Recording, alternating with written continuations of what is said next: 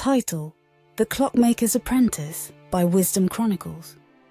In the heart of Victorian London, where fog cloaked the streets like a secretive shroud and gas lamps flickered like the city's restless soul, there lived a young apprentice named Oliver. He worked under a renowned clockmaker, Mr. Percival, whose shop stood on a cobblestone street, its windows showcasing an array of ornate timepieces. Oliver, with a mop of unruly hair and eyes full of wonder, was often found hunched over intricate gears and springs, a symbol of London's burgeoning industrial progress. Yet, despite his fascination with time, a question gnawed at his mind one evening. As the city settled into its damp, foggy embrace, he asked Mr. Percival, "Sir, what truly makes our time valuable?" Mr. Percival, a man of few words but immense wisdom, removed his spectacles, peering at Oliver. "To understand that," he said, "you must first experience the different walks of life in our city. Take this broken pocket watch." He handed Oliver an elegant yet non-functioning timepiece, "and see what value it holds for different people." Oliver's first stop was the bustling marketplace, a cacophony of sellers and buyers. Approaching a fruit vendor, he presented the watch. The man, busy and uninterested in fineries, glanced at it and offered, "I'll trade it for a basket of apples." Disheartened, Oliver declined and wandered away.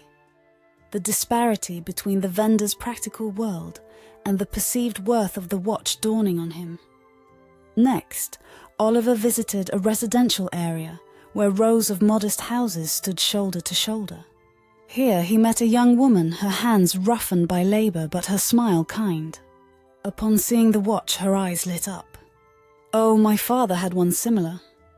"It's beautiful, but I can only offer a few pence," she said apologetically. Oliver realized that though the watch stirred sentimental value, her limited means dictated its worth in her eyes.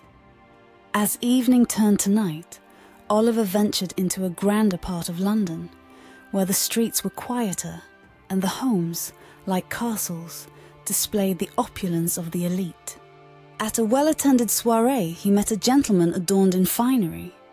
The man, intrigued by the watch's craftsmanship, offered Oliver a handsome sum of money, seeing it as a symbol of status and wealth.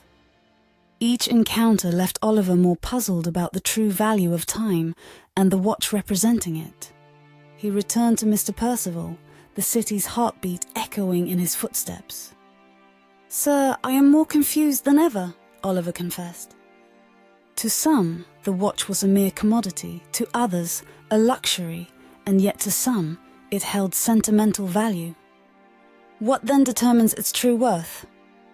Mr. Percival took the watch from Oliver's hand and with skilled fingers repaired it, making it tick once more.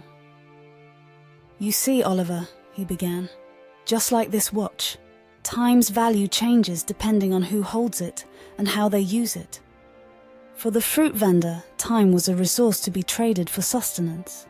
For the young woman, it was a connection to cherished memories. And for the wealthy man, it was a symbol of his status." Oliver listened, the gears in his mind turning in sync with the newly fixed watch. The true value of time and of our lives lies not just in how others perceive it, but in how we choose to spend it. Time, like this watch, is precious, but its worth is realized only when it is put to good use, Mr. Percival concluded, his eyes reflecting the wisdom of his years. Oliver's journey through the fog-laden streets of London had been a journey through the varied facets of life itself. He understood now that the value of his own time was a reflection of his actions and choices, not just the perception of others.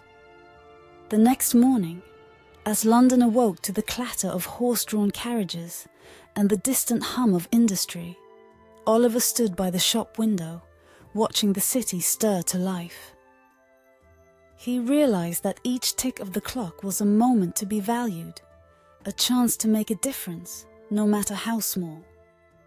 In the heart of Victorian London, amidst the contrast of wealth and poverty, extravagance and simplicity, a young apprentice had learned a timeless lesson.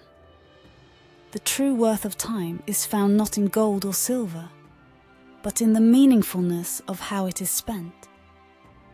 Oliver, now wiser, continued his work, each tick of the clock a reminder of a lesson etched in the cogs and wheels of life.